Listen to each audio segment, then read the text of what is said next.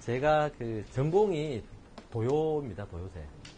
국내 이제 몇 명 되지 않는데, 국내에 이제 도요로 박사학위 받은 사람이 한 3명 정도 되는데, 예, 그 중에 한 명입니다. 한 분은 얼마 전에, 예, 사고로 운명을 달리하셨고, 그래서 이제 실제로 이제 도요 활동하는 사람은 한 2명 중에 하나입니다. 그러니까 지금 후배가 한다고 하는데, 하지 말라고 말리고 있어요. 너무나 이제 힘들기 때문에 주로 작업이 갯벌에서 하는 작업이고 또 이게 일을 하다가도 데이터도 잘 안 나와요. 그래서 이제 다른 것보다는 워낙 힘든 쪽이고 제가 이게 시행을 예전에 여기 소래염전 있을 때에 지금 딱 한 20년 전입니다. 20년 전에 이제 영어로 Great Yellow Lag인데 우리말로 큰 노랑발이랑 도요하고 그 다음에 아시안틱 도이치라고 큰 부리 도요. 그 두 종이 여기서 처음으로 기록됐어요. 93년도에. 그때 한참 제가 이게 소래염전은 많이 왔었거든요. 왜냐, 거기 소래염전은, 도요새가 상당히 많이 들어왔어요.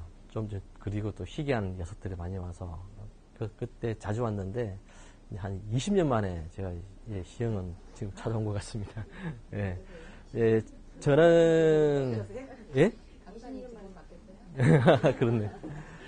예. 저는 지금 이제 일하는 곳은 충남발전연구원이라고 저는 이제 거기서 여러 가지 이제 환경정책 관련된 일을 하고 있고요. 경기도에는 경기개발연구원이 있어요. 각 시도별로 이제 정책 연구하는 기관인데, 예, 저는 이제 충남에서 근무하고 있습니다. 오늘 저한테 주어진 시간이 총 6시간 정도, 오전에는 이론, 오후에는 이제 현장인데, 이론은 이제 주로 습지 조류 위주로 하도록 하겠습니다. 습지 조류 위주로 하겠고, 오늘 이건 심화 과정인데, 사실 이 조류 자체, 그러니까 조류만 가지고 예전 환경부에서 이제 이런 전문가 양성 프로그램 했는데, 사실 그때는 심화 과정이 한 300시간 이상을 받으면, 300시간 정도 해야 되는데, 사실은 대부분 많은 분들이 조류학이라고 하면 새 이름 아는 게 조류학이라고 하는 그거는 사실 학문이 아니고 그냥 이제 취미적으로 하는 그냥 버드워칭이나 탐조하는 저도 마찬가지로 전공이 새이기도 하고 취미가 탐조이기도 합니다. 지금도 이제 몇 사람끼리 모여서 1년 동안 누가 가장 많은 새를 보나라는 그런 이제 공식화된 경기는 아닌데 그런 이제 동호회 사람들끼리 모여서 합니다. 1년 동안 누가 가장 많은 새를 보나. 외국새가 아니고 우리나라에서만 그런 걸 하는데 여하튼 새를 보고 구분하는 거는 좀 학문하고는 거리가 멀어요. 그래서 보통 한 1년 한 300시간 2년 정도 300시간 정도 해야 조류학이 뭐다라고 이제 감이 올 정도인데 사실 저도 지금 학부 때부터 쭉 지금 20년 넘게 새를 쫓아다니고 있지만 정말 참 몰라요. 모르는 게 더 많아요. 하면 할수록 모르는 게 더 많고 궁금한 게 더 많습니다. 자, 이제 첫 시간에는 이제 습지와 그다음에 그 습지에 사는 조류, 특히 대표적인 게 이제 도요새죠. 그 도요새에 대해서 잠깐 이제 제가 첫 시간에 말씀드리도록 하고 두 번째 시간에는 이제 그 도요의 생태적인 걸 좀 더 집중해서 깊이 들어 말씀드리도록 하고요. 그다음에 아마 나중에 오후에 현장 나가시면 새가 별로 없을 것 같아요. 지금 근데 도요새가 거의 이동 시즌이 거의 다 끝나갔고, 또 여기는 책 보면 이제 남아있는 갯벌의 면적도 거의 없고, 그래서 이제 새가 거의 없을 것 같은데, 근데 만약 가서 새가 없으면 그 현장에서 또 그냥 그 새와 관련된 중간에 저한테 해주신 질문이나 또는 그 현장에서 어떤 캐치되는 여러 가지 상황을 가지고 현장에서도 그냥 이론적으로 조금씩 그렇게 파편적으로 진행하도록 하겠습니다. 이제 습지를 잠깐 보면요. 이제 습지는 이제 크게 한 3종류 정도로 나타내지는데 첫 번째가 이제 이 호수형입니다. 그러니까 말 그대로 땅이 이렇게 꺼져서 이렇게 거기에 물이 고이는 게 호수형이 있고 물론 이제 최근에는 이제 조금 이제 다릅니다만 이제 이 동아시아 지역에는 동남아시아뿐만 아니라 이 논이 습지로서 이제 기능을 상당히 중요한 역할을 하고 있습니다. 그래서 이제 특히 이제 외국에서 논이 별로 없기 때문에 관심을 못 가졌는데, 이 아시아 쪽에서는 논이 생태적으로 굉장히 중요하기 때문에, 그 COP10, 이제, 그때 총회, 그때 지금 11차 끝났죠. 10차 때 이제 논도 습지로 지정하자 해서 이제 논도 이제 습지로 지정했습니다. 이제 일단은 이 호수, 저수지처럼 이렇게 땅이 꺼져서 고인 곳.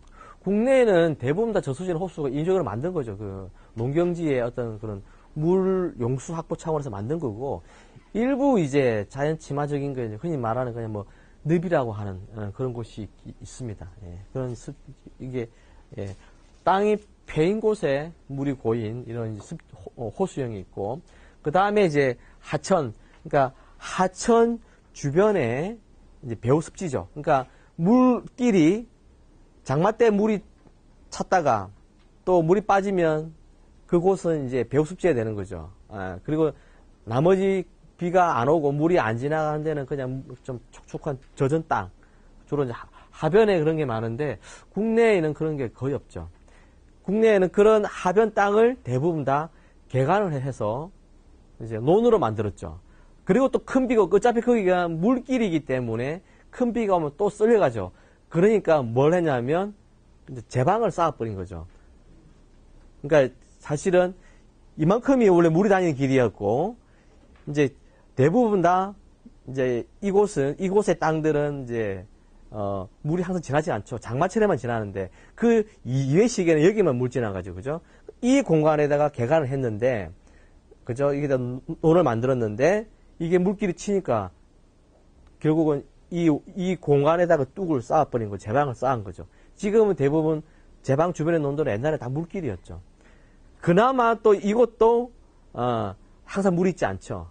그 조금 남아있는 부분이 있는데, 예, 그 공간도 또 들어가서 개간을 하고, 이번에 이제 4대강 사업을 하면서 그걸 또 다 긁어내고, 또 해필이면 거기를 또 그냥 그대로 놔뒀으면 좋은데 공원 만들고 하면서 어떤 그런 습지 공간을 점점 줄어드는 곳이 되고, 이런 공간이 남아있는 곳은 거의 저기 그 비무장지대나 민통선 지역, 예, 가야만이 볼 수 있습니다. 대체로 이제 물이 있고, 그 다음에 습초지가 있고, 광목, 키 작은 나무가 있고, 키 큰 나무가 있고, 산으로 이어지는, 그러니까 산과 이 하천까지 이렇게 단절되어지지 않죠. 우리나라는 대부분 다 제방이 쌓여버렸고, 그 옆에 길이 있고 해가지고 다 단절을 했는데, 생태적으로 이렇게 이어지는 공간이 이렇게 연출이 되는 거죠. 그렇게 되면 뭐, 또 동물들이 많이 와서 먹고 올라가기도 하고, 또는 양서파천류 같은 경우에는, 특히 양수리 같은 경우는 산란을 하고 올라가고 그렇죠. 근데 요즘에는 우리나라는 이게 다 도로가 뚫렸기 때문에 개구리 알놓고 갔다가는 다 그냥 아시겠죠? 완전 지포가 돼서 다 그렇게 남아있죠. 그리고 이제 세 번째가 이제 오늘 가장 핵심인 조간대. 조간대의 정확한 의미는 밀물과 썰물의 영향을 받는 지역입니다. 그러니까 밀물과 썰물, 그죠? 타이드, 그러니까 이게 타이달 존인데, 타이드, 예, 그죠? 밀물, 썰물. 타이달 존, 그러니까 밀물과 썰물의 영향을 받는 지역을 정확히 조간대라 그러고, 우리는 이거 쉽게 그냥 갯벌이라 그러죠. 이게 물이 이만큼 찼다가, 그 다음에 이만큼 이제 빠지면 이제 드러나는 땅이 갯벌이고, 이거는 이제 하루에 2번 사이클이 돌죠, 그죠? 뭐, 여러분 잘 아시겠지만, 달의 인력의 영향으로 물이 빠지고 들고를 24시간 기준으로 하면 2번 사이클이 왔다 갔다 합니다. 그것도 수위가 조금씩 올라오고, 또 날이 지나서 조금씩 내려가고, 그런 이제 보름달의 영향으로서 물이 조금씩 많이 들다가 조금씩 빠지고, 이걸 우리가 이제 조금 살이라고 하지 않습니까? 그죠? 그래서 이게 또 이 공간마저도 우리는 다 또 이제 쓸모없는 땅이라고. 백중사리 때만 한참 물이 들지만 그 이전에 또 완전 비어있는 땅이 있으니까 그걸 또 쓸모없는 땅에 여기 가서 다 개간했고, 그건 이미 뭐 일제시대부터 개간을 시작했습니다. 간척을 했고, 거의 한 우리나라 조간대의 90% 이상은 다 매립됐다고 보시면 될 겁니다. 그리고 특히 이제 저 같은 경우에는 이제 그 도요새 연구로 아까 제가 말씀드렸지만 이 가락지 달은 작업을 하거든요. 지금도 하고 있습니다. 이제 가락지를 달아서 도요새를 날리고, 도요새가 이제 뭐 이제 저기 외국에 이제 네트워크가 됐기 때문에 이동 경로를 연구하고 그렇게 하는데, 제가 처음으로 한 곳이 영종도입니다. 저게 이제 삼목도, 이제 신불도 지금 없습니다. 지금은 인천공항 밑에 깔려 있어요, 다. 예. 그때 한참 92년도, 93년도 할 때, 예. 그때는 어마어마한 그 갯벌이 있었거든요. 여기 인천, 여러분도 아직 기억하실 겁니다. 아마 인천에서 배 타고 영종도로 들어가서 또 버스를 타고 한참을 달리면 용유도가 나오는데, 그 사이에 그 뻘 한가운데로 길이 나 있었어요. 그걸 달리면 옆 사방이 끝도 없는 갯벌이었습니다. 그리고 이제 거기서 도요새들이 이제 많이 먹고 그랬었는데, 거기 다 지금 다 이제 없어졌죠. 다 없어지고. 그래서 이제 저는 이제 어디로 갔냐면 남양만에 갔어요. 이제 남양만에서 또 이제 갯벌 도요새 채집 작업을 했는데, 또 남양만도 또 황호 방조제로 또 매립이 됐죠.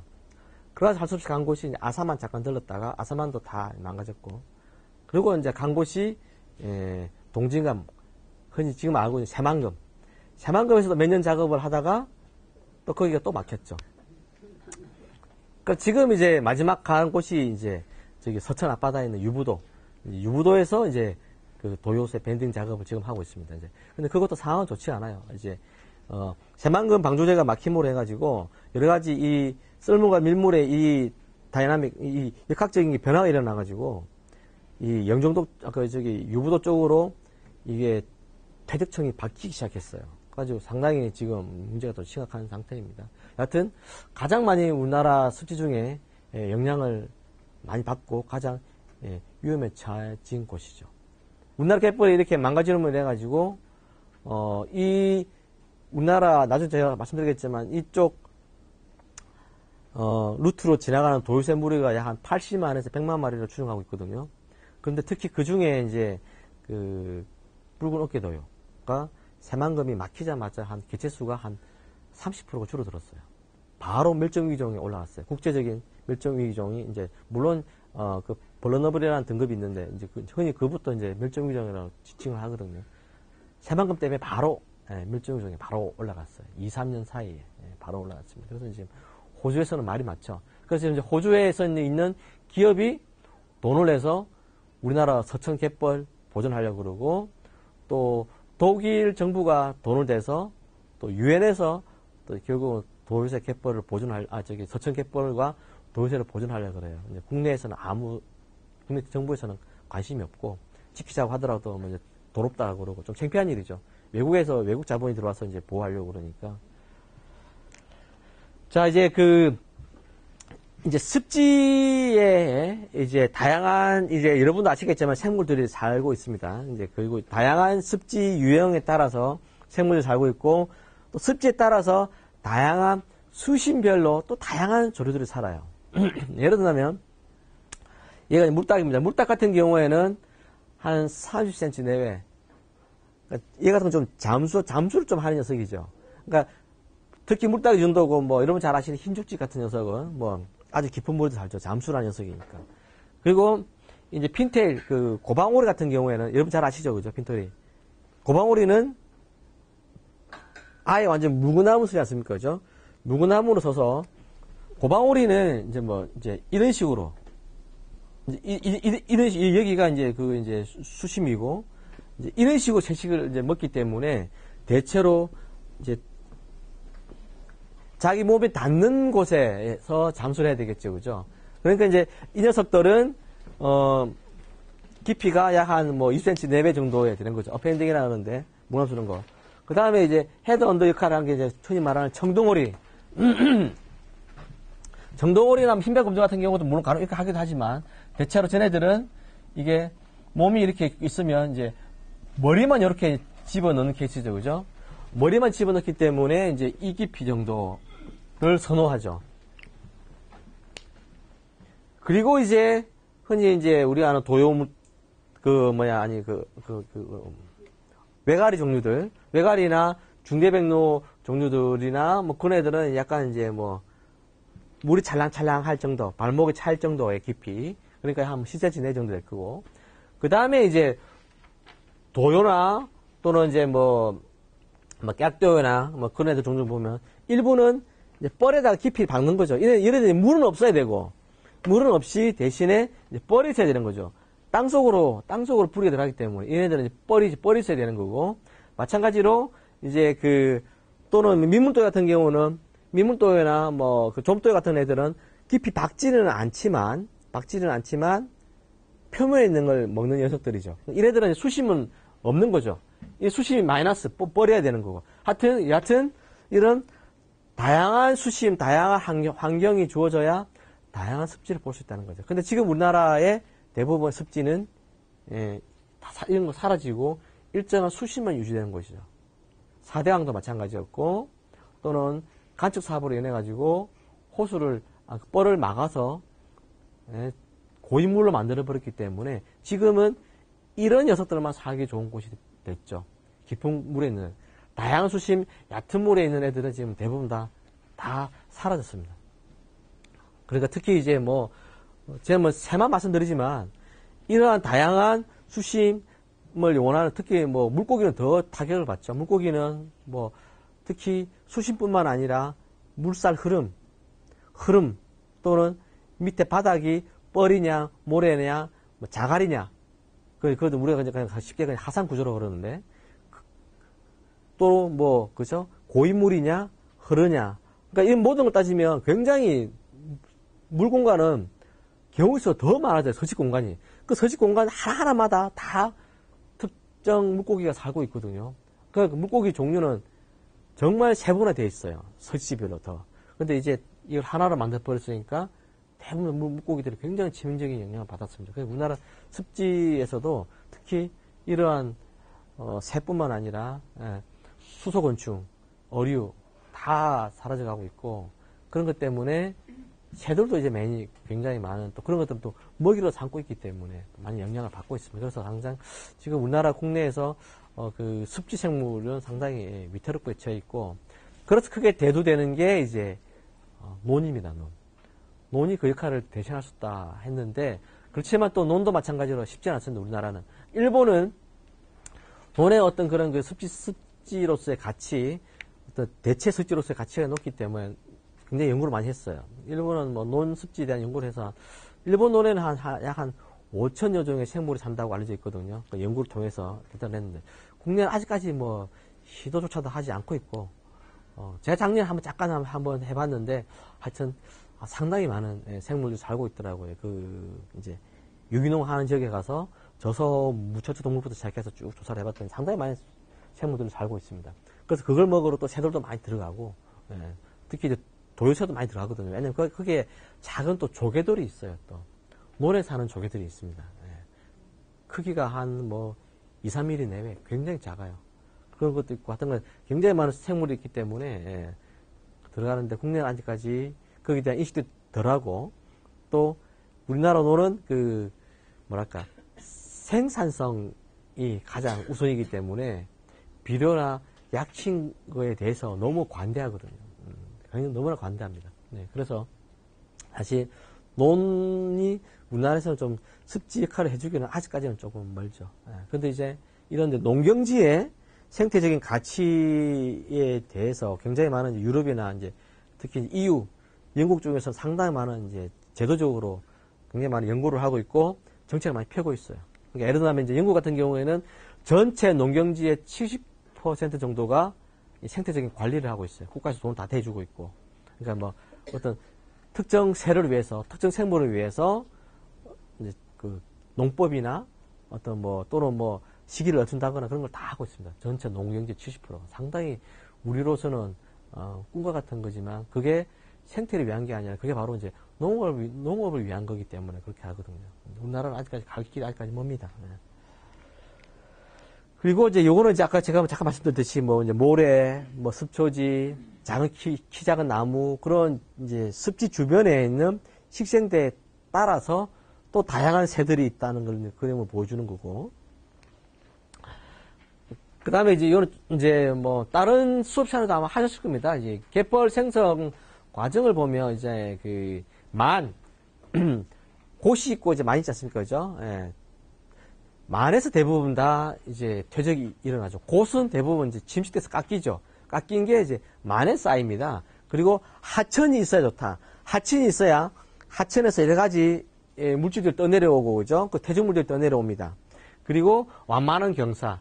그러니까 많이여야 되고, 하천이 있고, 완만한 경사. 이 세 가지 조건이 이루어진 걸 보면 대부분 우리나라 서해안의 큰 강 주변에 큰 넓은 면적의 갯벌이 발달되어 있습니다. 그래서 이제 이 한강 주변으로 해서 이게 한강 주변은 이게 인천, 경기, 강화, 뭐 이쪽 시흥 여기까지 쭉 해서 큰 갯벌이 형성되어 있죠, 그죠? 그다음 그 밑에 이제 아사만 쪽에도 큰 강 형성되어 있고, 그다음에 금강 하구 쪽으로 해서 큰 갯벌이 형성되어 있고, 바로 그 붙어서 동진강, 만경강 붙어서 큰 갯벌이 형성되어 있습니다. 그다음에 저 밑에 이제 영상학 쪽으로 큰 갯벌이 형성되어 있고, 제일 큰 규모는 이쪽 인천, 경기 이쪽하고 저기 그 새만금 금강 쪽에 큰 갯벌이 형성되어 있습니다. 과정을 보면 이제 뭐 하여튼 이제 침식이 일어나고 운반되고 퇴적되는 이런 상황으로 해서 갯벌이 형성됩니다. 이제 갯벌의 기능은 이 기능을 보시면 이제 뭐 다 아실 겁니다. 뭐 이제 홍수 조절 말 그대로 이 완충 지대죠. 완충 공간을 합니다. 넓은 땅을 놔둬서 큰 물이 들면 거기가 물을 이제 먹고 있는 거죠. 마찬가지로 그 갯벌뿐만 아니라 이번 습지도 마찬가지죠. 강 옆에 물길, 강 옆에 이제 물길을 두었을 때는 실제로 큰 물이 치더라도 괜찮죠. 근데 이게 제가 역사적으로 보니까 우리가 강에 인접해서 들어가고 청계천도 마찬가지였고 사람이 들어간 건 거의 일제시대였다 그러더라고요. 일제시대 때 안전하고 좋은 땅들은 이제 일본 사람들 다 차지를 하고 이제 없는 사람들이 결국 갈 곳이 없으니까 결국 이제 뭐 물 쪽으로 가서 살 수밖에 없었다 그러더라고요. 그때부터 이제 우리가 이제 침수 영향도 많이 받고 뭐 그랬다는 말도 혹 뭐 일부 학자들 얘기를 하더라고요. 그런데 지금 이 갯벌 같은 경우 아까 제가 말씀드렸지만 그렇게 간척이 이루어진 지역에서는 현재는 많은 그 이제 침수가 일어나고 있죠. 예를 들면 이제 아까 제가 잠깐 말씀드렸지만 뭐 이제 이렇게 갯벌이 이렇게 있으면 물이 많이 찰 때는 백중 살 때는 여기까지 차지만 그 일반 뭐 살 때는 여기까지 찰 겁니다. 그러면 이 땅은 거의 뭐 항상 오픈되어 있는 땅이죠. 갯벌은. 그죠? 뭐, 백두산에 봤자 1년에 몇 번 안 오니까. 그러니까 이 지역을 대부분 다 이제 뭐, 매립을 해서 땅을 매립을 해버렸죠. 그 위에 이제 뭐, 이제 공단이나 도시가 들어섰을 겁니다. 저기 뭐, 이제 대표적인 게 목포나 저쪽 마산 저쪽에 막 일어나는데, 그리고 여기에 이제 배수시설이 있을 겁니다. 배수시설이 있을 거고. 그런데 이제 백중사리 때 돼버리면 물이까지 들어오게 되는 거고, 만약 그때 이제 비가 왔다. 그러면 이미 도시에 비가 잠겨버린 거죠. 심지어 이 타고 물이 거꾸로 오를 수도 있고. 그래서 이제 마산 창원 쪽에 이제 큰 사고가 났었죠. 이미 그 노래방과 지하실로 물이 들어가가지고, 노래방에 있는 사람들이 뭐 말 그대로 이제 목숨을 잃었죠. 거기다가 그 항구에 있는 여러 가지 목재까지 떠내려와가지고 입구를 또 다 막아버렸고. 그래서 물 차서 못 넣어 준 경우도 있고 그렇죠. 그러니까 대부분 이제 여하튼 이곳은 물이 들어갈 공간 어떤 완충지대이기 때문에 놔줘야 되는 건데 그런 하여튼 이런 홍수 기능을 하고 또 오염 물질을 정화합니다. 그 다양한 미생물들이 살고 있기 때문에 오염 물질들 정화를 하고 그 가장 큰 게 생물 부양이죠.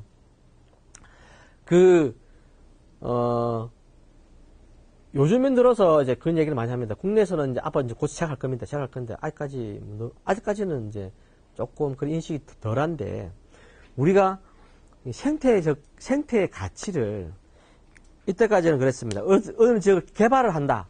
개발을 하면, 개발을 막은 논리는 뭐냐 하면, 이제 환경단체나 NGO나 시민들이 하지 말자. 그쪽 귀중한 생명이 산다. 또는 반대를 해서 막아냈는데 운 좋으면 막아지고 대부분 다 밀렸는데 요즘은 어떻게 하냐면 이제 경제적 가치를 따져요. 경제적 이 공간이 경제적으로 지닌 가치가 얼마냐를 따져서 보고를 합니다.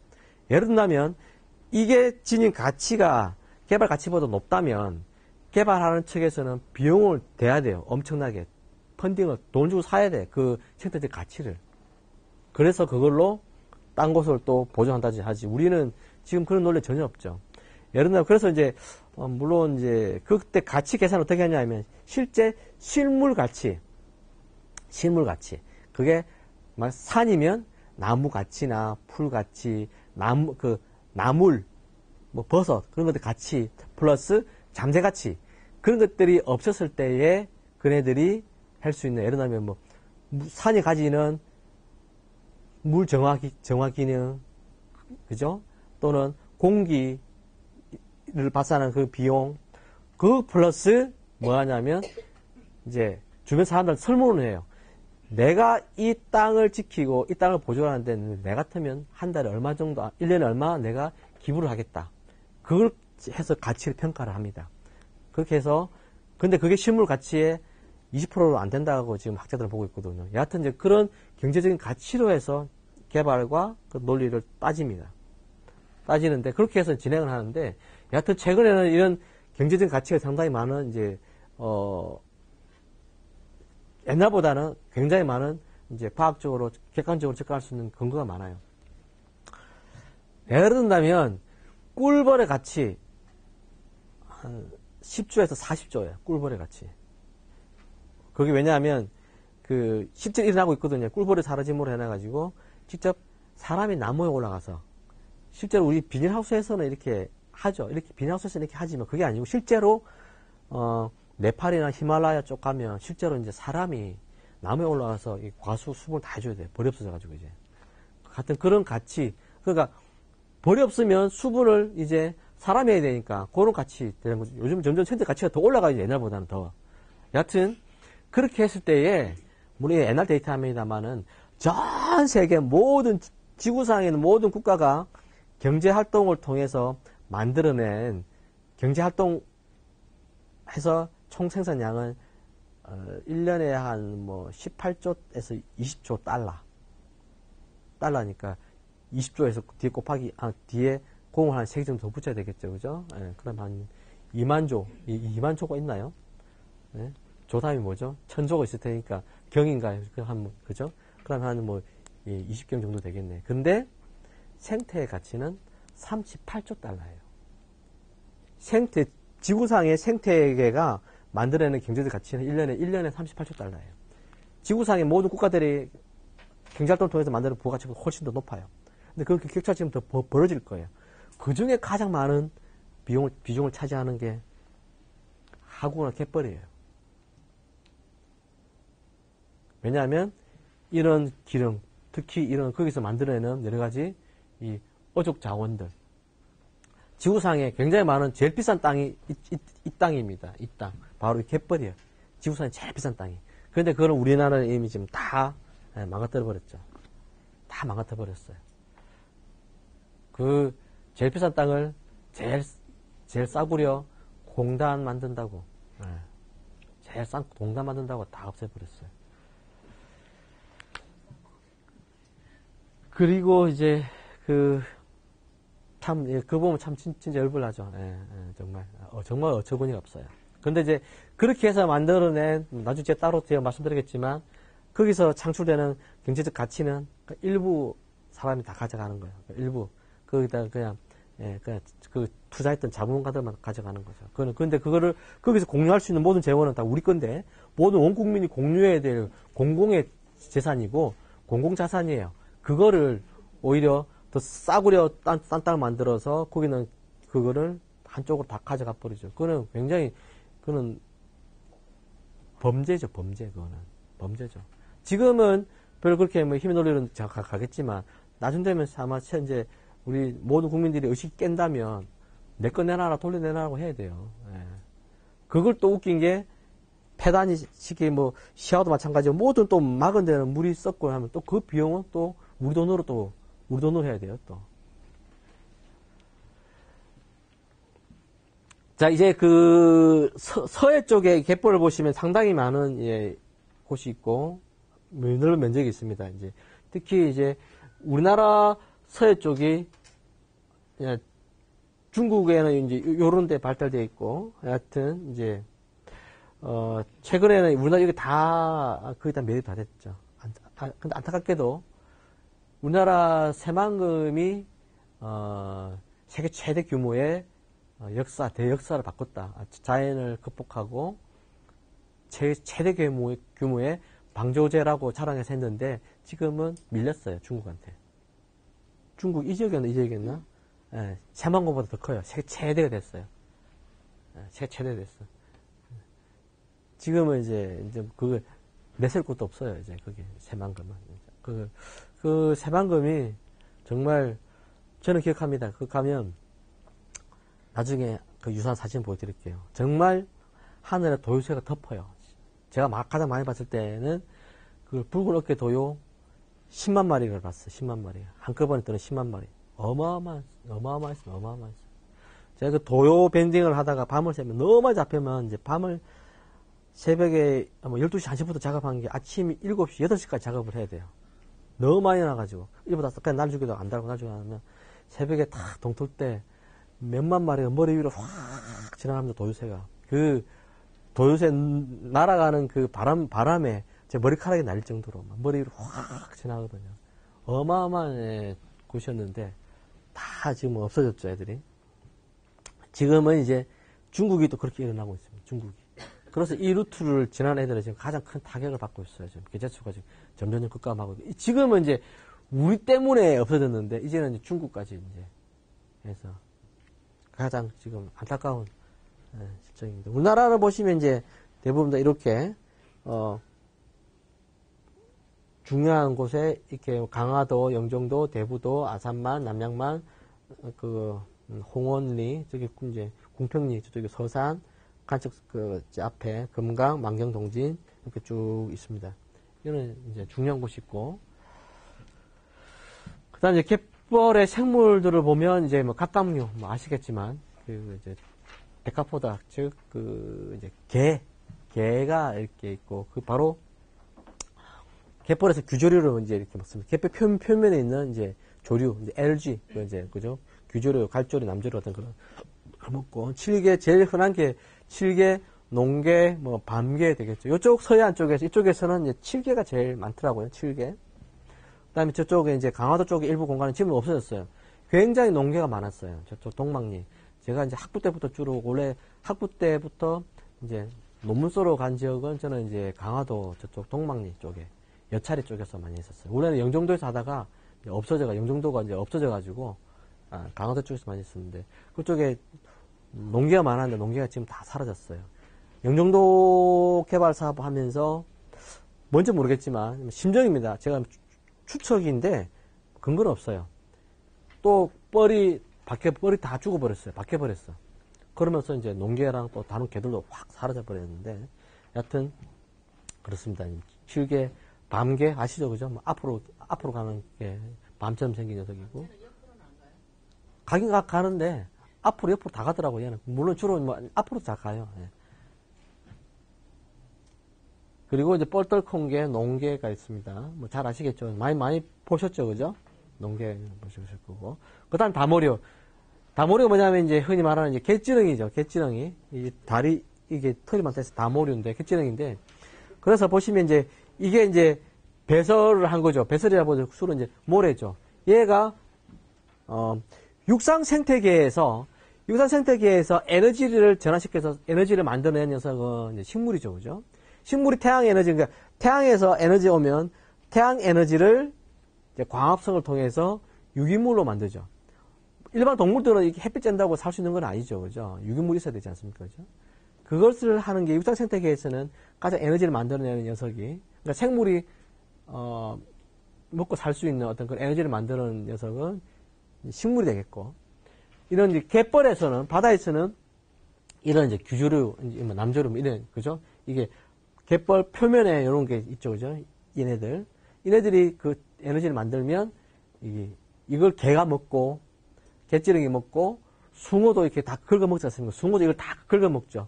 흔히 말하는 갯벌 먹는다 그러면 갯벌 먹는 게 아니고, 이 벽을 다 긁어먹지 않습니까? 숭어 같은 경우에도. 이 같은 경우는 이빨로 이렇게 이제 표피를 긁었어요. 긁어먹고, 이제 소화 안 된 것들은 다 배설을 하겠고, 이제, 그러죠. 그리고 보면 이제 이빨 있는 게 있고, 없는 게 있고, 그렇습니다. 하여튼 종이 굉장히 다양하게 많죠. 또 집을 만든 녀석이 있고, 만들지 않는 녀석이 있고, 상당히 다양합니다. 그 다음에 이제 복종류, 이제 조개 종류죠, 그죠? 가장 흔한 이제 동죽. 또 서해 쪽은 이제 비단고동, 조살무늬 고동.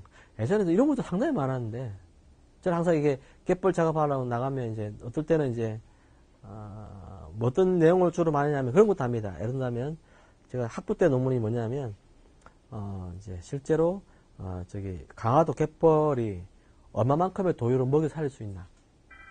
이제 그런 겁니다. 이제 그런 걸 하려면 뭐냐면 일단은 이제 보찜을 쥐고 갯벌로 나가요. 그래서 이만큼의 이제 팩을 박아서 이만큼 갯벌을 떠내요.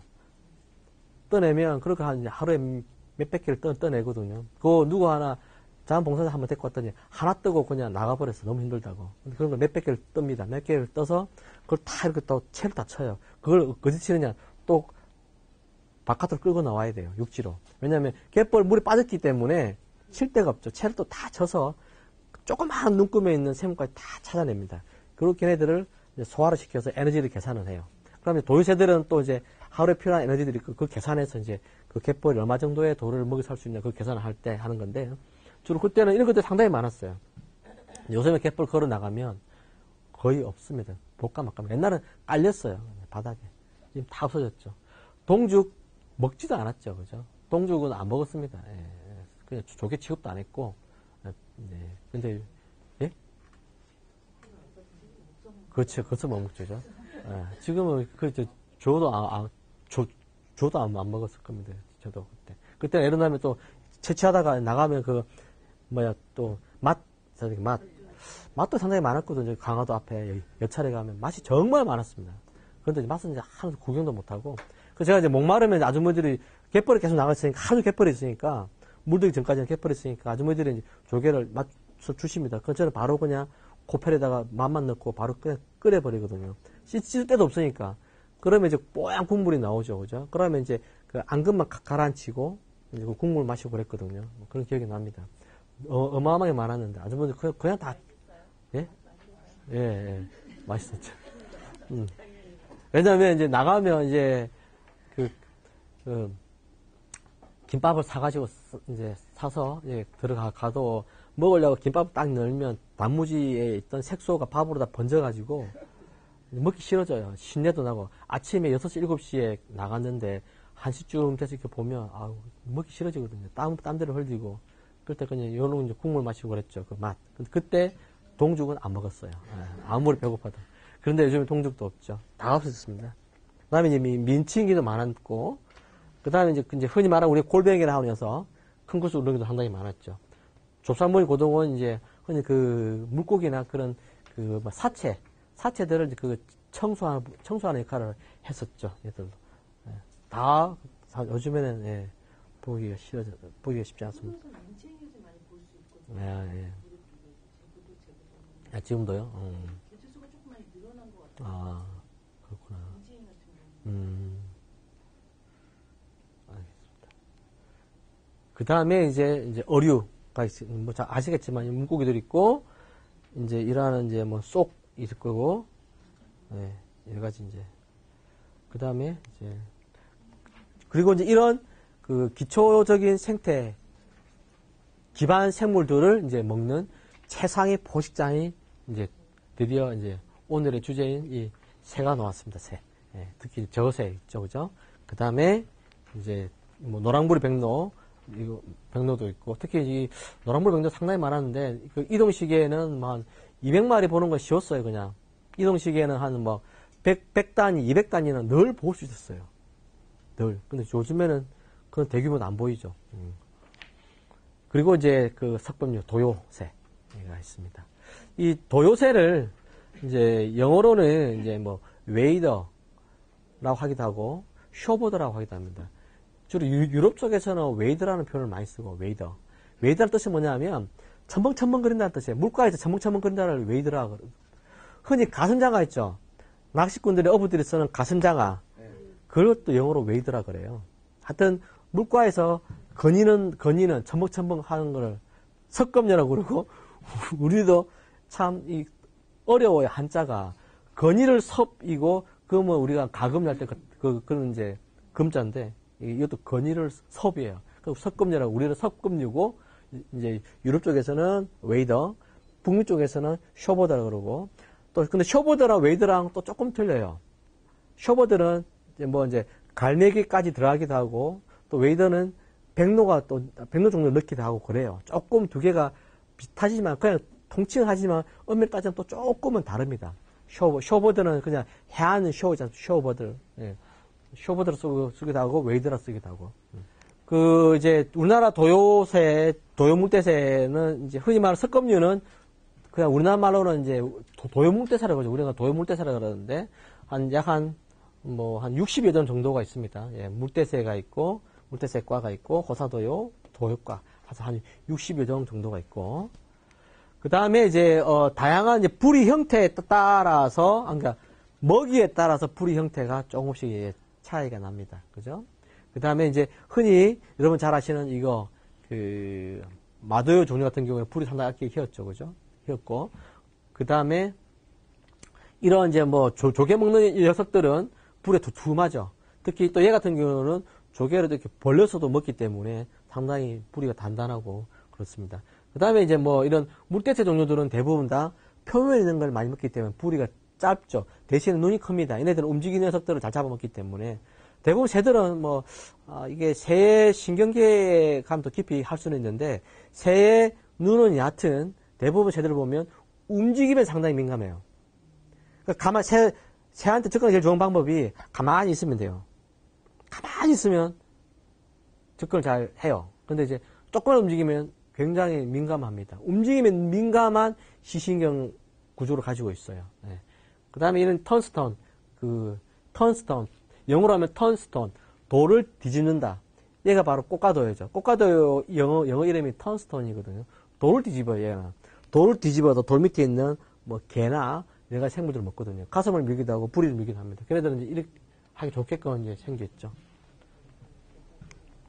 자, 그 다음에 새들을 보면 이게 이것도 또 다른 조류학에서 가면 새의 비행, 새의 이동 그런 거에서는 가장 많은 다루는 건데 그 중에 또 잠깐 말씀을 드린다면 새들은 보면 이 날개 폭이 좁고 길수록 얘는 활강하기 좋은 녀석이에요. 알바트로스나 섬새 그런 애들을 보면 빠르지는 않죠.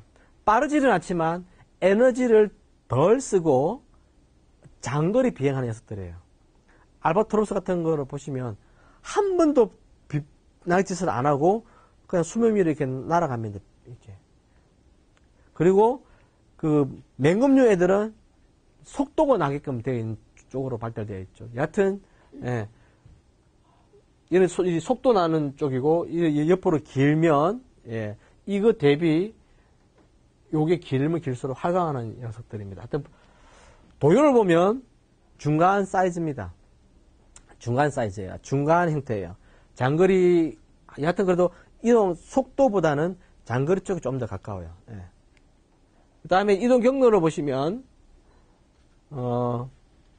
크게 3개의 패턴을 알 수 있을 거예요. 대부분 다 번식은 이렇게 극지방에서 해요. 극지방에서 하고 유럽을 거쳐서 아프리카 가는 무리가 하나 있고 또는 이제 우리나라 이쪽 동아시아나 이쪽 중동아시아, 아시아를 거쳐서 호주로 가는 루트가 하나 있고 그 다음에 여기 북미를 거쳐서 남미를 가는 게 있습니다. 크게 보시면. 근데 또 사이사이에 또 작은 루트들이 또 있어요. 또 더 세분화되어 있습니다. 예를 들면, 붉은 가슴 한 종이를 할지라도 이동 경로가 무리가 달라요. 세 무리가 있어요. 우리나라로 지나가는 무리가 하나 있고, 아프리카 가는 무리가 하나 있고, 남미 가는 무리가 있어요. 근데 이래들 대부분 섞이지는 않습니다. 대부분 자기가 갈 길을 이제 가는 쪽이고. 그 다음에 우리나라에는 약간 이제 이스트 아시아, 오스트랄리아 아시아 프라이웨이인데, 우리가 줄여서 EAF라 그래요. 그래서 우리 EAF 사무국이 인천에 와 있죠. 그죠? 예. EAF 사무국이 인천에 와 있고, 여기 EAF에 한 20여 개국, 아라스카 포함되기 때문에 미국까지 포함됩니다. 20여 개국이 네트워크화돼서 같이 철새를 보호하려고 지금 정책을 여러 가지 사업을 하고 있고 그 사무국이 우리나라에 지금 인천에 와 있습니다. 인천이 펀딩을 되고 환경부가 돈을 좀 줘서 사무국이 와 있고 몇 년 전까지 우리나라가 이제 의장국이었는데 사실은 좀 그렇죠. 제일 많이 이쪽에 위협적인 국가였죠. 도요새 보존 생존에 가장 위협적인 국가가 우리나라인데 우리나라가 의장국이었습니다. 지금은 이제 중국이 이제 가장 위협적이고, 하여튼. 그 다음에 이제 이 생활사를 보면, 번식 아까 말씀드렸지만, 극지방에서 대부분 번식을 합니다. 툰드라 지대. 툰드라 지대는 저도 가보지 못했습니다. 예. 이제 이끼만 쫙 해요.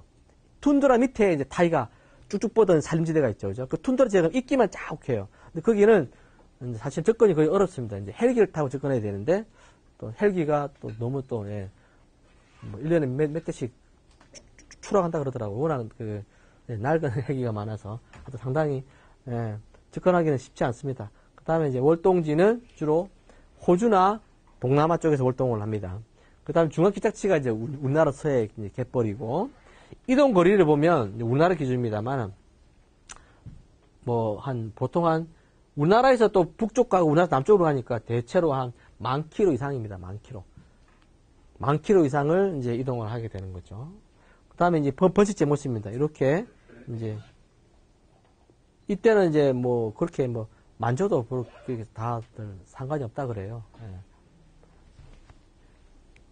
그 다음에 이제 이렇게 이동에 관한 연구를 보면 이제 제가 하는 작업 중에 하는데 이렇게 이제 금속 가락지를 달기도 하고, 그 다음에 요거 이제 이걸 답니다. 요거 이제 저거는 이제, 아이고.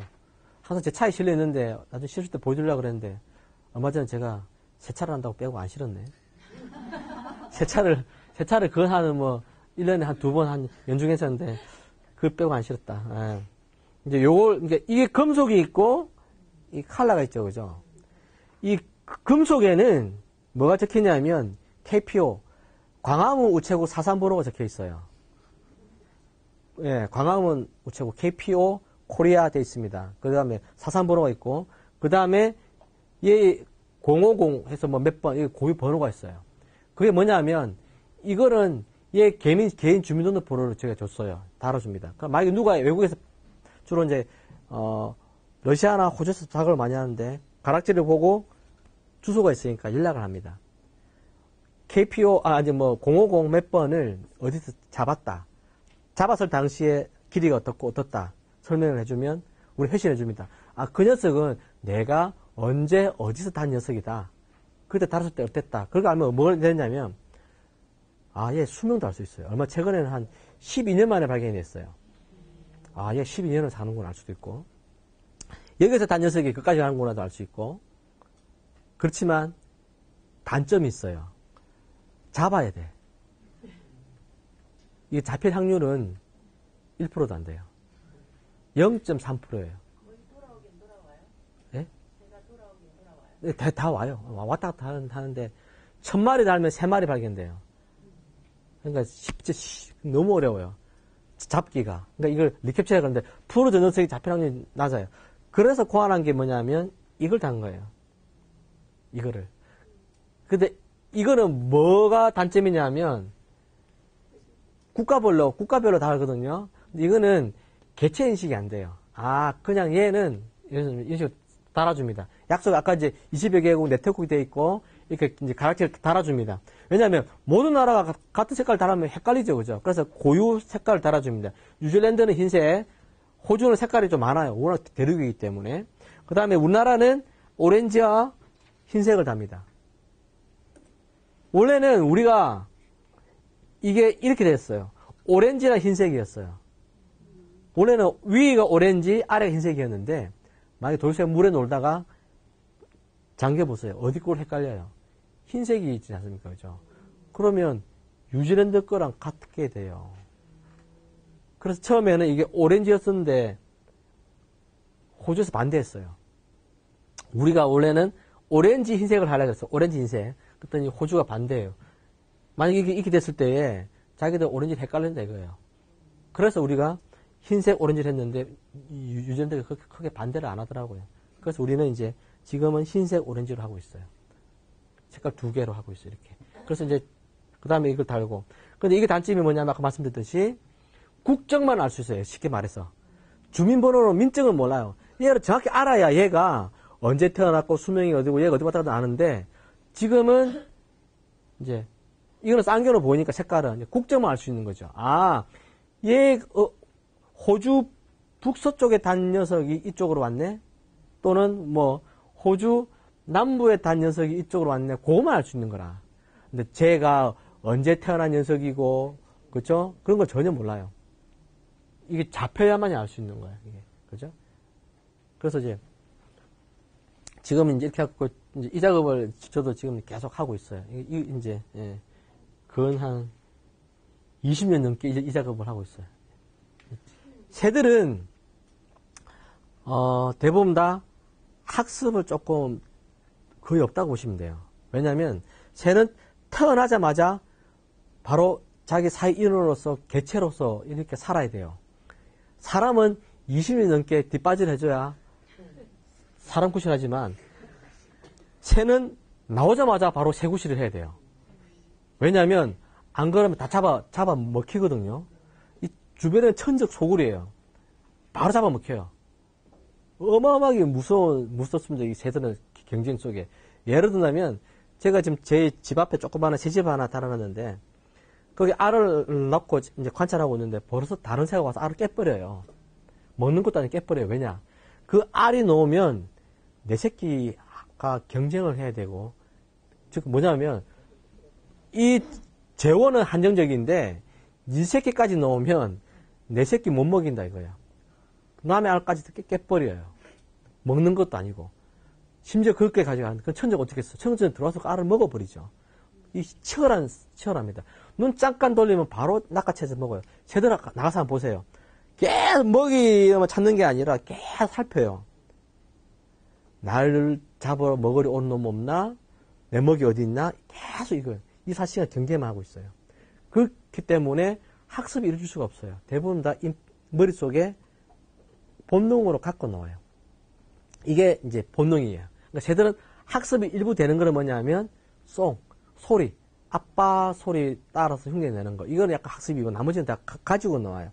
그렇기 때문에 새들은 이게 사람이 만약에 잡는다고 해서 오히려 걔 입장이 그거죠. 사람이 잡으면 걔 입장에서는 나 죽었네 그거예요. 이제 나 죽었네.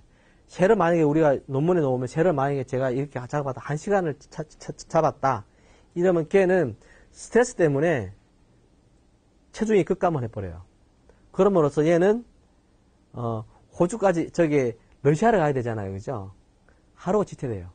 그 빠진 에너지를 채우려면 하루를 먹어야 돼.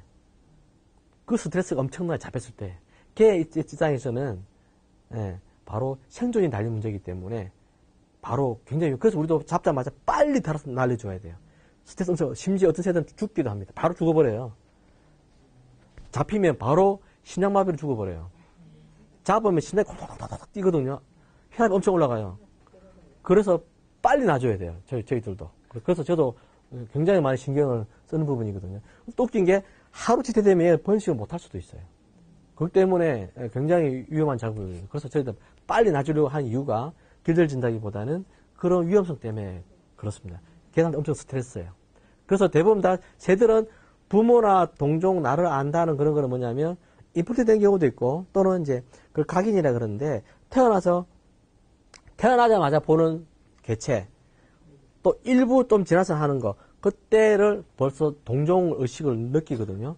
그럴 때가 아니고서는 크게 상관은 없어요.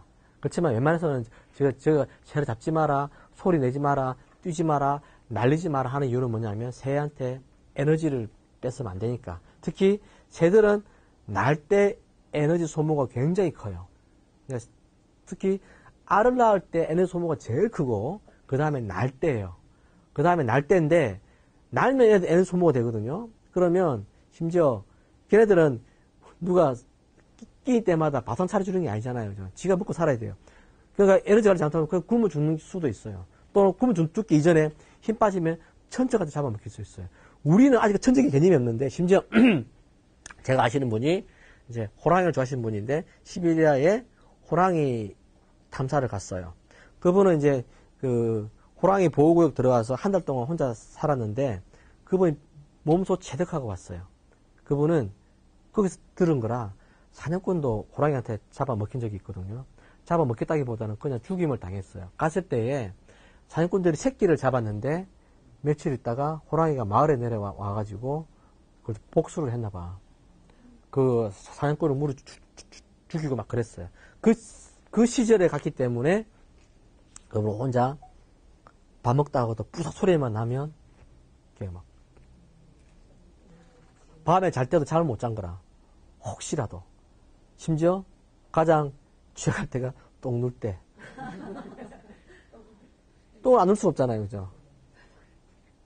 그때 쭈그려 앉아서 누워야 되는데 그때도 두리번 보면서 놀 정도라. 우리는 그거까지 그런 느낌이 없죠. 천적이라는 개념이 없기 때문에. 근데 쟤들은 그런 천적 속에 산다고요. 천적도 있고. 나도 먹어야 돼. 그런데 항상 주변에는 나를 먹으려는 놈이 있어. 나도 항상 또 먹이를 찾아야 돼. 근데 그 놈도 나를 회피하려고 그래. 항상 그 싸움이 쌓여있거든요. 그렇기 때문에 여하튼, 그걸, 일단은 뭐, 웬만하면, 예. 저희도 안 잡으려고 그래요. 새한테 피해를 더 주려고 그러고 있고. 뭐, 그렇습니다. 잠깐 딴 데 흘렀는데. 그 다음에 돌쇠 대대로 먹이는 종류별로 다 다르고, 부리 형태대로 또 다 다릅니다. 보시면 이제, 이네들은 이제 위에, 이는 이제 메추라기 도인데, 표면에서 먹는 녀석들이 있고, 이네들은 이제 굴에서 개를 먹죠. 이네 뿌리가 왜 이렇게 했냐. 보통 보면, 그, 칠개가, 이 갯벌에 이렇게 있으면, 칠개 굴이 이제, 이렇게 생겼습니다. 이게 안에 이게 칠개가 있겠죠, 그죠? 칠개가 이렇게 있을 겁니다, 그죠? 칠개 섞으면, 도요새가 이제, 뿌리가 이렇게 들어가요, 이렇게.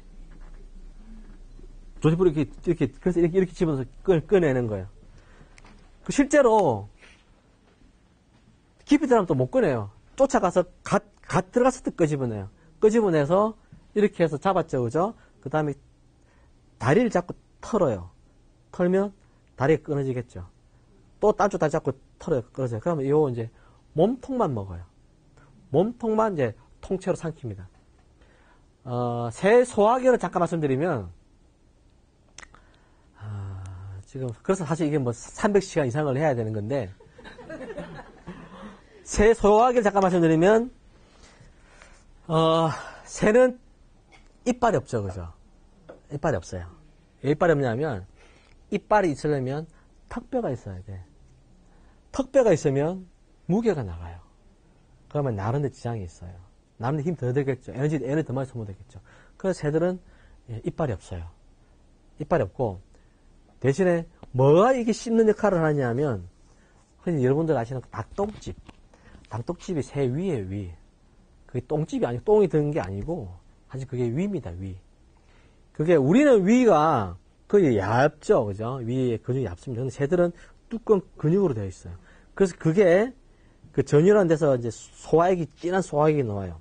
그리고 흔히 조금 모래 같은 것도 돌 같은 것도 섞여 있어요. 입으로 먹기도 해요. 특히 곡물을 먹는 녀석들 입으로 먹어요. 그래서 닭은 안에 모래가 많은 거예요. 그게 먹이랑 모래가 같이 이 근육이 이렇게 어깨 이게 위가 그런 역할을 하는 거라. 예, 그래서 이렇게 합니다. 그리고 이제 소화를 시키고 소화가 안 되는 거는 다시 이렇게 뭉쳐서 토해내요. 그거 펠렛이라 그러는데 특히 이제 뭐 올빼미 그런 애들은 쥐를 통째로 삼켜버리죠. 나오는 거 보면 그 뼈하고 털이 뭉치가 이렇게 나와요. 얘는 뭐가 나오냐면 땅콩만해, 요만해 진짜 땅콩만하게 개껍질이 나와요. 그리고 이제 붉은 어깨 도요 같은 경우에는 조개 껍데기가 나와요. 토해냅니다. 그래서 이제 그렇게 하는 거고 그 다음에 뭐 대부분 다 그렇죠. 새들은 이제 씹지는 않습니다. 대부분 다 통째로 삼킵니다. 일부 이제 맹금류들은 이제 하죠. 찢죠, 그죠? 찢어 먹는 거. 그렇지만 그래도 걔들은 그냥 삼킵니다. 씹지는 않습니다. 그리고 또 먹에 따라서 다 뿌리 모양이 다 틀려요. 예를 들면 뭐 플라멩코 같은 경우에는 그 필터링 하기 좋게끔 플랑크톤 그런 걸 먹기 때문에 필터링해서 먹기 때문에 이빨이 사실 걸어 먹는 입처럼 되어 있습니다. 부리가. 그 다음에 일부 이제 그 이빨은 없고, 가마오지나 비오르지 같은 경우에는 부리에 톱니 모양이 있죠. 그거는 씹는 이빨이 아니고, 물고기 잡았을 때 물고기가 안 빠지게끔 그렇게 있는 역할이 있습니다. 그 다음에 이제 새들은 장거리, 특히 도요는 장거리 이동을 하는데 아까 10,000km 상이라고 했죠. 그죠? 그래서 얘네들이 이제 장거리 이동을 할 때에 필요한 에너지가 뭐냐면 기름입니다. 기름, 지방. 그러니까 얘네들이 우리나라 와서 뭘 하냐면 거의 24시간 먹기만 해요. 왜? 몸무게를 늘려야 되기 때문에. 이네들이 이동을 앞두고 하는 일이 뭐냐면 살찌우는 거예요. 한 2주 만에 몸무게가 2배로 불어요. 몸무게가 2배로 부는데, 2주 만에. 2배로 부는데, 그 부는 몸무게가 다 기름입니다. 지방입니다. 실제로 도요새가 딱 들어왔을 때 잡으면 진짜 피고로 장접해요. 딱 이 가죽만 이렇게 돼요. 근데 이제 얘가 이제 떠날 때가 되면 잡아보면 빵빵해요. 그리고 이제 일부 이제 뭐 우리가 이제 뭐 연구 목적으로 또는 이제 그 사고로 죽는 경우가 있는데 그걸 잡았을 때 보면 이제 기름 두께가 이만큼 돼요. 해부를 해보면 기름 두께가 이만큼 차 있어요. 그렇게 보면 이제 초기에 도착했을 때는 이렇죠. 그렇지만 이제 에너지를 우리나라 와서 열심히 먹죠. 그 다음에 이제 사실 이제 목까지 차오릅니다. 갈 때쯤 되면. 그러니까 이제 호주에서 우리나라 와서 우리가 사실 이제 중간 급유지예요. 휴게소상에 중간 급유지예요. 그러니까 부산까지 가는데 중간에 기름 넣고 가는 거예요. 우리가 그만큼 중요한 곳이에요. 우리나라가 만약에 갯벌 지금 없는 상황이죠. 여기서 부산까지 속된 말로 앵꼬 나는 거죠. 그죠? 지금 그런 상황이에요. 지금 도요새들이. 지금 이제 그 다음에 이제 잠깐 이거 빨리 지나가겠습니다. 이제 도요새 이제 말씀을 드리면 이제 물대새 종류죠. 가장 이제 장다리 물대새. 다리가 길죠. 다리가 이제 원래 인도면 물이 잠겼으니까 그죠. 새의 흔히 막 인심을 많이 해요. 새 이게 무릎이라 보시는데 새 무릎이 아니에요. 이거 있죠, 그죠? 우리는 구부리면 무릎이 앞으로 나오죠. 새는 구부리면 무릎이 뒤로 가죠. 근데 그렇게 알고 있지만 그게 아니에요. 사실 이거는 뭐냐면 이 부분은 우리의 발목이라 보시면 돼요.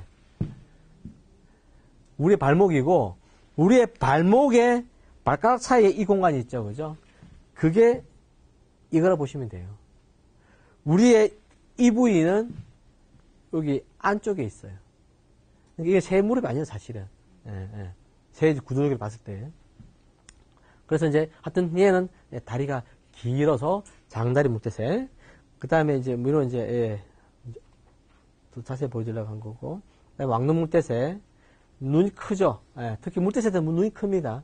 발가락은 3개고. 부리가 짧죠? 얘들은 이제, 바로 표면에 있는 거를 잡아먹는 녀석인데, 사진은 이제 김현태 선생님 건데 제가 전화를 드려서 쓰겠습니다. 양해를 구하고 제가 한 겁니다. 제가 별로 사진 안 찍기 때문에 저는. 그 다음에 이제 다 김현태 선생님 겁니다. 이게 이제 개꽝. 이게 이제 여름에는 번식기 때는 이렇게 진한 검은색이 있지만 이제 겨울철에는 이렇게 배가 거의 희게 드러나죠. 얘는 이제 그겁니다. 새끼. 개꽝은 아마 이게 개꼬까지 아마 잘 들어옵니다. 그 다음에 이제 검은 가슴 물대새, 얘는 이제 습지 주변에, 그러니까 갯벌 주변에 습지에 있는 녀석이고 좀 보기는 드뭅니다. 꼬마 물대새 가장 흔하죠. 주로 이제 습지에도 웬만한 습지에 다 있고, 특히 이제 강에 많죠, 그죠? 강 쪽에 자갈이는 강에 많고, 그다음에 댕기 물대새는 주로 이제 월동철에 많이 있습니다, 그죠? 머리 댕기 있다고 해서 댕기 물대새고, 그다음 흰 물대새, 이건 흰 물대새 새끼이고, 어미는 이렇죠. 주로 이제 뻘 주변에 있는 그 모래사장, 모래사장에서 얘네들은 이제 주로 이제 번식을 하죠. 그 다음에 노란발 도요는 주로 좀 돌이 많은 이제 조간대 쪽에 많습니다. 돌 밑에 있는 이런 이제 개들 잡아먹죠. 이런 노랑발도요 같은 경우에는 그렇습니다. 그 다음에 깜짝도요로 주로 강 쪽에 많죠. 이 갯벌보다는. 예. 강에 가면 꼬리를 까딱까딱 하면서 굉장히 시끄럽습니다. 그 다음에 진한 등에 하얀 점이 박혀 있고, 그 다음에 꽃가도요. 아까 제가 말씀드렸죠. 얘는 새끼고, 얘가 어미입니다. 이런 식으로 돌을 뒤집어서 주로 많이 먹습니다. 그리고 이게 아깝으면 W자로 진한, 예, 무늬가 있죠. W자로. 등이 이렇게 뭐 색깔이 좀 있다 해서 그냥 꽃가도유라고 이렇게, 예, 부릅니다. 다음에 뒷부리도요. 부리가 약간 위로 휘었어요. 뒷부리도요. 예. 그리고, 상당히 저기 밴딩을 제일 잘 잡히는 녀석입니다. 관찰을 할 때에 제가 조사를 해보면 한 10마리밖에 안 보였는데, 밤에 그물 치면 한 30마리가 잡혀요. 굉장히 얘는 잘 잡히는 녀석이에요. 그물에 제일 잘 걸립니다. 그래서 우리가 이제 일명 선수라 부르는데, 그물 보면 얘가 달려드는 것 같아. 너무 잘 잡혀요, 그물에. 그래서, 예. 그리고 이제 다른 새들은, 제가 도요를 좋아하는 이유가 그런데, 다른 새들은 잡히면 막 물어 뜯어요. 예. 근데 얘는 스트레스 받아서 심장이 콕톡콕톡콕 뛰지만 가만히 있어요. 눈만 깜빡깜빡 그리고 굉장히 순한 녀석이에요. 얘는. 그렇지만 얘는 그런 강인함이 있죠. 그렇죠? 2만 킬로로 왕복해서 1년마다 날아간다는 그런 강인함이 있습니다만 상당히 여리고, 예, 부드러운 녀석입니다. 예. 뒷불이 약간 위로 휘어서 뒷불이도요.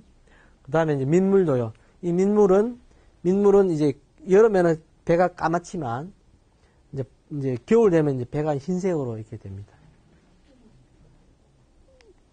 다음에 이제 붉은 발 도요는 다리가 붉죠, 그죠? 네.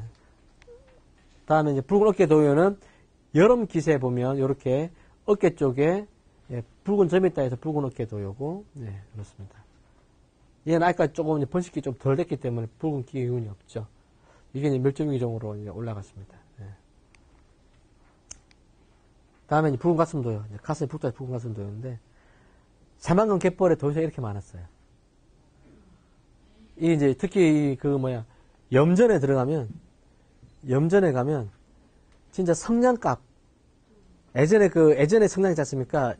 뚜껑 열어서 이렇게 뽑아서는 성냥, 그거 보면 빨간 머리면 촘촘하죠? 도요새 머리가 그렇게 촘촘하게 있었어요. 예. 실제는 이거는 이제 외국 사진인데, 우리나라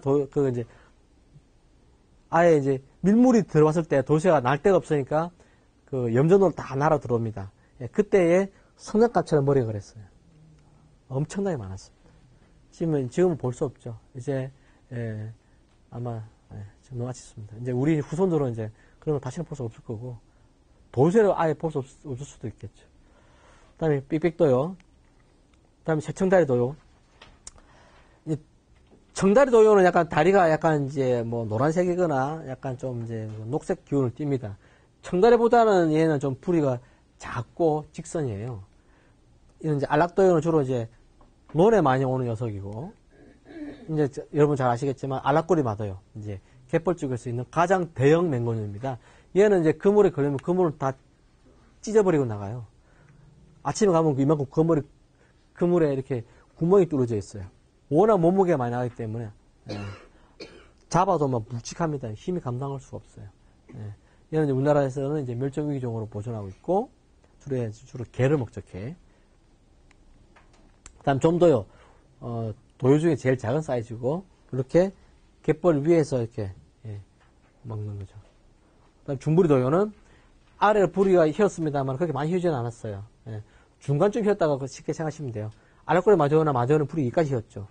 그래서 이제 머리에 검정색 모자를 쓰고 있다고 하시면 돼요. 예. 그 다음에 청다리도, 아까 쇠청다리 도요보다는 부리가 두툼합니다. 약간 휘었어요. 예. 그 다음에 청다리 도요 사촌. 이것도 멸종위기종이고, 전 세계적으로 한 1200마리에서 2000마리 사이. 전 세계 살아있는 개체수가 그것밖에 안 돼요. 이건 이제 국제적으로 멸종위기종입니다. 예. 그 다음에 이제 큰 뒷부리도요.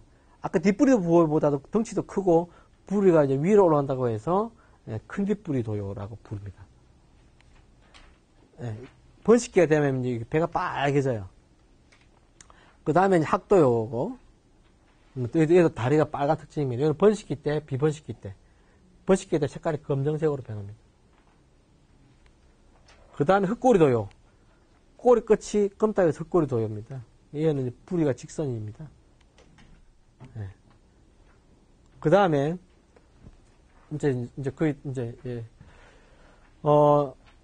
우리가 이제 습지를 보호할 때, 이제, 특히, 가장 대표적인 게, 람사에서 많이 쓰는데, 습지 같은 경우에는, 이제, 어떤 쪽으로 가치를 두냐면, 전 세계 살아있는 개체수의 1%를 수용하는 것. 그걸 우리가 이제, 흔히 람사 사이트에, 또는 멸종위기종에 산다 했을 때 람사 사이트로 정합니다. 근데 일단은 이제 전 세계 생존 개체수의 1%가 오는 곳은 대부분 람사 사이트로 지정을 합니다.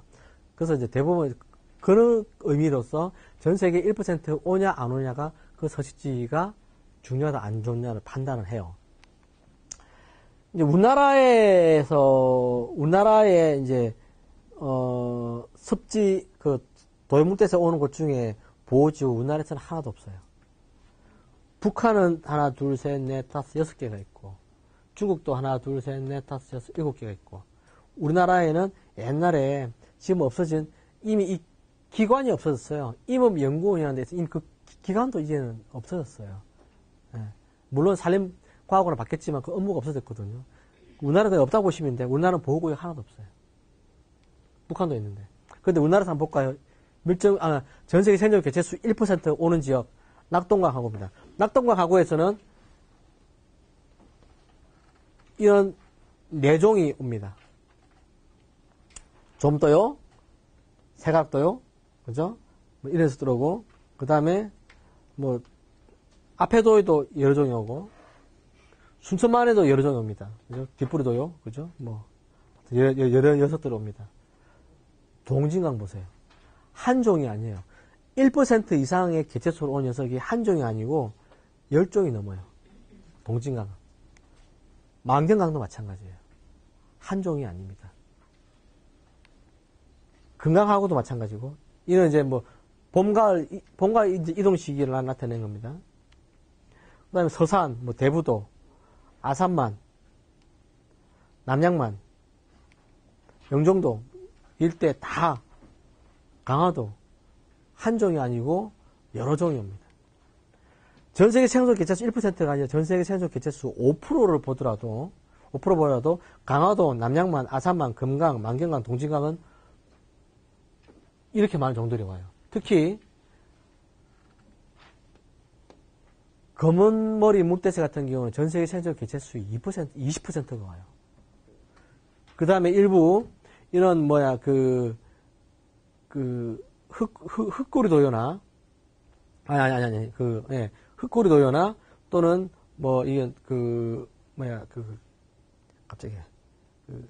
불어깨 도요, 또는 희물대새, 얘네들은 전 세계 생존 개체수의 10%까지 옵니다. 굉장히 중요한 곳이에요, 전 세계적으로. 그렇지만, 우리 이곳이 지금 다 매립이 다 됐죠. 이제 이겠습니다. 예를 들면, 이제, 난야마는 12종이 오네요. 동진강은 16종입니다. 만경강은 16종. 그러니까 전 세계 생존 개체수의 1% 이상의 종으로서 오는 곳은, 만경과 동진강이 16종입니다. 남양만 12종이고, 아산만 11종. 그렇습니다. 이거는, 제가 정리한 게 아니고, 외국 데이터예요.